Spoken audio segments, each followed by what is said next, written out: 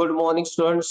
तो आज हम देखने वाले हैं रिसिप्ट एंड पेमेंट अकाउंट का question number 2। Receipt and payment account बोलिए, final accounts of not for profit organisation बोलिए। ठीक है, इसका क्वेश्चन नंबर 2 देखने वाले हैं हम। क्वेश्चन नंबर 1 हमने इसके पहले देखा था, ये क्वेश्चन नंबर 2 है। ये आपके बुक में का क्वेश्चन नंबर आई थिंक 7 वगैरह कुछ होना चाहिए, आप थोड़ा देख लीजिएगा। ठीक है, तो क्या करना है ना, हमको यहाँ पे क्वेश्चन पढ़ते हैं सबसे पहले। From the following receipt and payment account and additional information prepare income and expenditure account. आपको एक इनकम एंड एक्सपेंडिचर अकाउंट बनाना है and balance sheet as on that date बनानी है। ठीक है, कोई बात नहीं, एक बैलेंस शीट बनानी है। आपको रिसिप्ट एंड पेमेंट अकाउंट दिया है, मैंने आपको रिसिप्ट एंड पेमेंट अकाउंट का कंसेप्ट समझा के बताया था इसके पहले भी। तो रिसिप्ट एंड पेमेंट अकाउंट में जो स्टार्टिंग रहती है ना, वो बैलेंस पीडी मतलब ये ओपनिंग बैलेंस है। ठीक है, कैश इन हैंड का ये ओपनिंग बैलेंस है, ये 1 अप्रैल का बैलेंस है। उसके बाद पैसे आए तो रिसिप्ट में, गए तो पेमेंट में, और इसका जो एंड होता है वो क्लोजिंग बैलेंस से होता है। सबसे पहले हम एडजस्टमेंट पढ़ लेंगे। क्या एडजस्टमेंट है? Outstanding rate was 200। तो मैं रेट पर जाके मैं इसका एक मार्किंग लगा देता हूँ। आप एक राइट मार्क लगा लीजिए। ठीक है, मैंने रेड मार्क लगा लिया है, आप एक राइट मार्क लगा लीजिए। उसके बाद लिखा है subscription include 1000 as subscription received in advance and subscription outstanding for the current year was 500। तो ये सब्सक्रिप्शन पे जाइए और यहाँ पे भी आप लोग मार्किंग लगा दीजिए, तो वो मार्किंग लगा ही लीजिए आप। ठीक है, उसके बाद फर्नीचर पे भी डेप्रिसिएशन लगाना है, ये मैंने फर्नीचर के ऊपर भी एक मार्किंग लगा दी। Entrance fees 50% off entrance fees should be capitalise, तो एंट्रेंस फीस में भी जाके मैंने मार्किंग लगा दी। ठीक है, तो सबसे पहले मेरा काम होता है क्वेश्चन पढ़ना, एडजस्टमेंट पढ़ना एंड मार्किंग करना। क्यों मार्किंग करना है, ये आगे की वीडियोस में आपको समझ में आ जाएगा। वैसे जो रेगुलर मेरी वीडियो देखते हैं उनको ये बात पता है।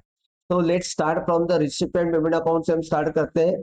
बैलेंस बीडी दिया है, मतलब ये कैश इन हैंड है, ये 1 अप्रैल 2018 का है। 1 अप्रैल, और हम अभी कोई रिपोर्ट 1 अप्रैल 2018 की नहीं बना रहे।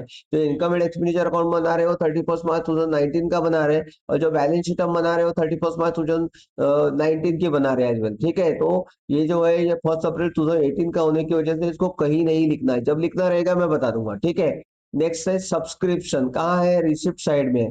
तो ये सब्सक्रिप्शन कहाँ जाएगा? आपका इनकम साइड में आ जाएगा। इनकम साइड में आएंगे, हम लिखेंगे बाय सब्सक्रिप्शन।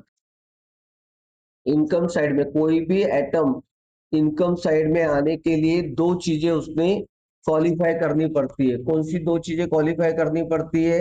एक यानी वो करंट ईयर का होना चाहिए, और दूसरा यानी वो रेवेन्यू रिसिप्ट होनी चाहिए। ठीक है, कोई भी आइटम को इनकम साइड में आना है तो एक तो वो करंट ईयर की होनी चाहिए और रेवेन्यू रिसिप्ट होने चाहिए। तो सब्सक्रिप्शन हमने लिख लिया क्योंकि ये करंट ईयर का ही रिसिप्ट एंड पेमेंट में है, तो इसीलिए। नेक्स्ट है आपका डोनेशन। डोनेशन जो है ये रेवेन्यू रिसिप्ट भी हो सकती है, कैपिटल रिसिप्ट भी हो सकती है। अगर किसी विशेष पर्पज के लिए, किसी स्पेसिफिक पर्पज के लिए अगर किसी ने डोनेशन दिया है तो वो आपका डोनेशन जो है वो कैपिटल इनकम हो जाती है। फिर उसके लिए फंड क्रिएट करना पड़ता है, लायबिलिटी होती है। आगे के क्वेश्चन में आएंगे, अपन देखेंगे क्या कैसे करना। अभी तो फिलहाल डोनेशन जो है रेवेन्यू है। रेवेन्यू मतलब ये इनकम साइड में आपको लिखना है, तो इनकम साइड में हम आ जाएंगे। सब्सक्रिप्शन के नीचे मैं 4 से 5 लाइन जगह छोड़ दूंगा, इसलिए क्योंकि उसके ऊपर एडजस्टमेंट है। ठीक है, तो डोनेशन हमने लिख लिया, ब्रैकेट में आप लिख लेंगे तो अच्छा है। क्वेश्चन में जैसे दिया रहा वो लैंग्वेज अगर आप यूज करते हैं तो ऑलवेज बेटर है। ठीक है, मैं अपने सारे स्टूडेंट को भी यही बताता हूँ कि यानी वैल्यू आप यूज करिए, वर्डिंग यूज करिए जो आपके क्वेश्चन में यूज किए, उससे हमारे एग्जामिनेशन पे जो इंप्रेशन है वो अच्छा इंप्रेशन आता है। ठीक है, तो 5000 हमने लिख लिया। चलिए आगे बढ़ेंगे हम। नेक्स्ट है एंट्रेंस फीस, ये भी इनकम है, इसको भी हम यहाँ लिखेंगे by entrance fees. By entrance fees, हाँ इस पे एडजस्टमेंट है। एडजस्टमेंट को क्या करता हूँ तो मैं इनर कॉलम में लिख लेता हूँ। जो आइटम पे मुझे एडजस्टमेंट रहती है उसका अमाउंट मैं फर्स्ट कॉलम में लिखता हूँ। ठीक है, तो मैंने लिख दिया 4000। नेक्स्ट आइटम है आपका इंटरेस्ट, रिसिप्ट साइड में है, मतलब इनकम है। ठीक है, तो यहाँ 2 लाइन जगह छोड़ के मैंने यहाँ लिख लिया बाय इंटरेस्ट। ठीक है, ये इंटरेस्ट हो गया आपका। Amount, let me check the amount, that is 1000। Okay, 1000। तो रिसिप्ट साइड के सारे आइटम लिख के हो गए। Now I will come to the payment side. Salaries, salaries expenditure है, एक्सपेंडिचर में आ जाएंगे, हम लिखेंगे टू सैलरीज। क्या अमाउंट था एक बार मैं चेक कर लूं, आई थिंक 4000 था, ऐसा मुझे याद आता है। ठीक है, 4000 लिख लिया हमने। नेक्स्ट है आपका printing and stationery, to printing and stationery, ये भी क्या है, एक्सपेंसेस है। प्रिंटिंग एंड स्टेशनरी, सॉरी गड़बड़ हो गया, टू प्रिंटिंग एंड स्टेशनरी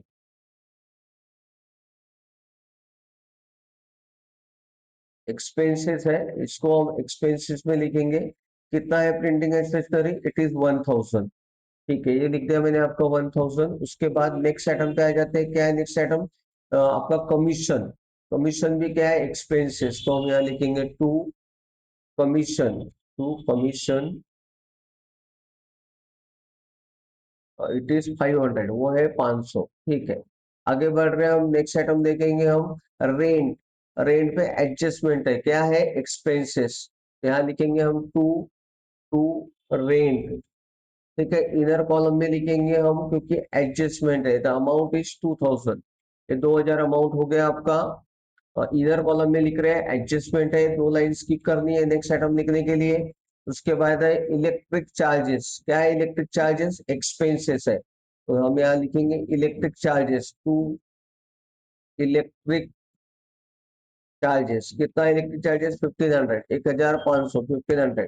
आप अपने टेक्स्ट बुक भी लेके बैठ सकते हैं, ठीक है, 12th वाले आप टेक्स्ट बुक लेके बैठ जाइए, ज्यादा अच्छा हुआ, क्वेश्चन सामने रहेगा आपको, मुझे क्वेश्चन को स्विच करना होता है। नेक्स्ट है फर्नीचर। फर्नीचर क्या है, आपकी असेट है, तो हम असेट साइड में आ जाएंगे, हम यहाँ लिखेंगे फर्नीचर, फर्नीचर एडजस्टमेंट है, इसलिए मैं इसको इनर कॉलम में लिख रहा हूँ। ठीक है, नेक्स्ट आइटम है आपका बैलेंस शीट। बैलेंस शीट का मतलब ये क्लोजिंग कैश इन हैंड है, तो असेट साइड में आएगा, यहाँ हम लिखेंगे cash in hand, cash in hand 1000, 1000 रुपए।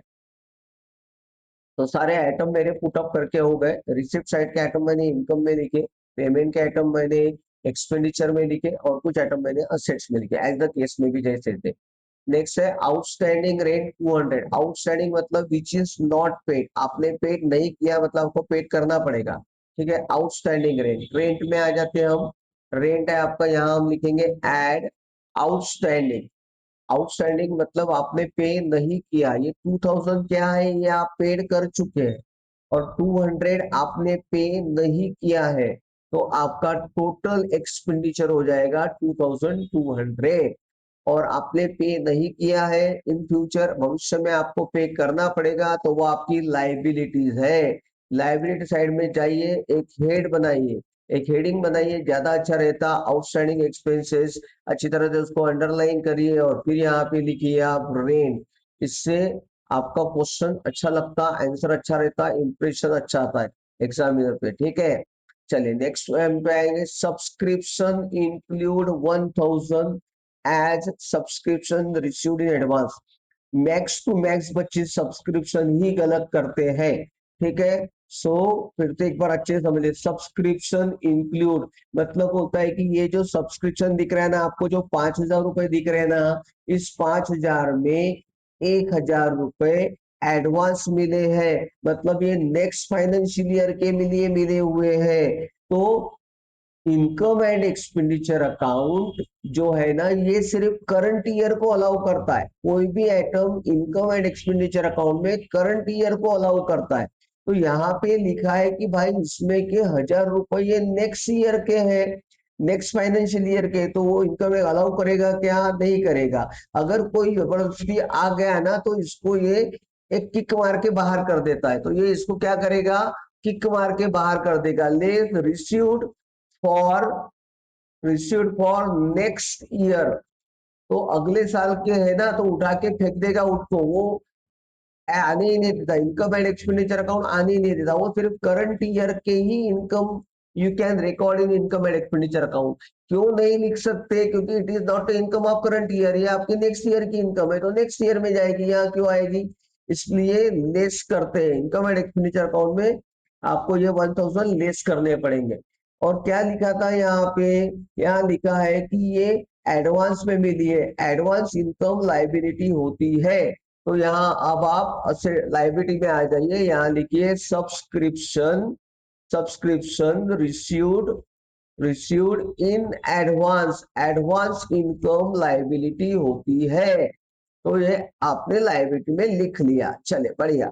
नेक्स्ट हम आगे बढ़े, डेप्रिशिएट फर्नीचर पे डेप्रिसिएशन लगाना है। चलिए ठीक है, फर्नीचर पे हम लिखेंगे less depreciation at the rate of 8%। ठीक है, 8% का डेप्रिसिएशन अगर आप लगाएंगे तो वो आएगा 640 आएगा। ठीक है, 640, और इसका सब्सट्रैक्शन आएगा 7360।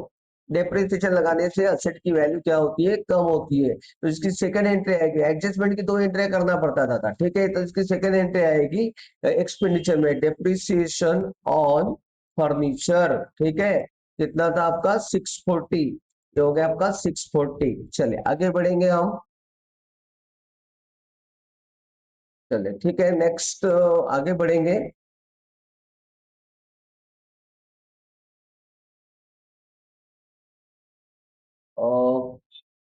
50% entrance fees should be capitalise. तो आ गया मैं यहाँ पे इंटरेंस फीस, कहाँ लिखा था मैंने इंटरेंस फीस, ये यहाँ पे लिखा था इंटरेंस फीस।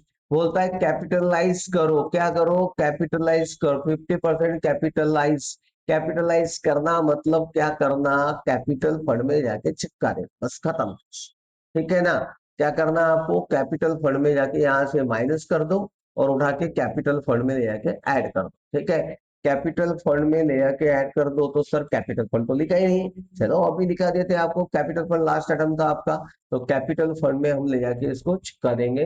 कैपिटल फंड कितना था, कैपिटल फंड था आपका 3000, इसमें हम ऐड कर देंगे, add entrance fees, entrance fees capitalise. ठीक है, कैपिटलाइज, कैपिटलाइज कितना था वो 2000। तो इस तरह से क्वेश्चन हमारा यहाँ कंप्लीट हो गया। नेक्स्ट हम जरा कैलकुलेशंस कर लेते हैं। कंप्लीट क्वेश्चन हो चुका है, कैलकुलेशन करते हैं। मैं पहले ओके ओके, मेरे ख्याल से ये एडजस्टमेंट हमारी थोड़ी छूट गई है। Subscription into 1000 something received advance और outstanding subscription for current year 500 थी, तो उसको आपको ऐड करना पड़ेगा। Add outstanding for current year C dot Y dot, कितनी थी outstanding for current year 500। Very sorry, छूट गया वो सॉल्व करते करते। कोई बात नहीं, ठीक है, हो जाता है। कंट्रोल यू करेंगे हम, इसका टोटल यहाँ आएगा बाहर 4500। सेकेंड एंट्री आएगी इसकी असेट साइड में, आएगा आउटस्टैंडिंग सब्सक्रिप्शन,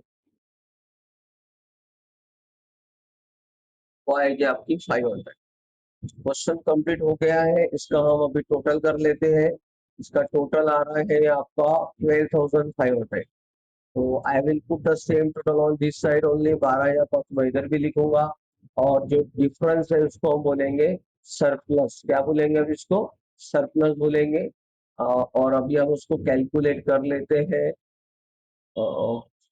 12,500 में से 12,500 में से हम ये माइनस कर लेंगे, 5,500, 5,500, देन 2,200, देन 1,500, देन 640। तो ये आ रहा है 2660, सरप्लस आ रहा है आपका 2660। इस सरप्लस को हम यहाँ पे ले आके ऐड कर देंगे, ऐड सरप्लस 2660, 2660, तो the total will comes to 7660। ठीक है, अब हम इसको चेक कर लेते हैं एक बार। The final total is 8860, 8860। इधर की भी टोटल आती है क्या, चेक कर लीजिए, 8860। Okay, the answer is same. ठीक है, तो इस तरह से क्वेश्चन यहाँ पे हमारा कंप्लीट हो गया। अगर आपको पसंद आ रहा है तो लाइक करिए, सब्सक्राइब करिए। नेक्स्ट वीडियो के लिए स्टे ट्यून, आगे की वीडियो भी मैं जल्दी ही अपलोड कर दूंगा। आपके एग्जाम सारी यूनिट टेस्ट सारी ध्यान में रखते हुए जल्दी आगे की कर देंगे। Okay, thank you.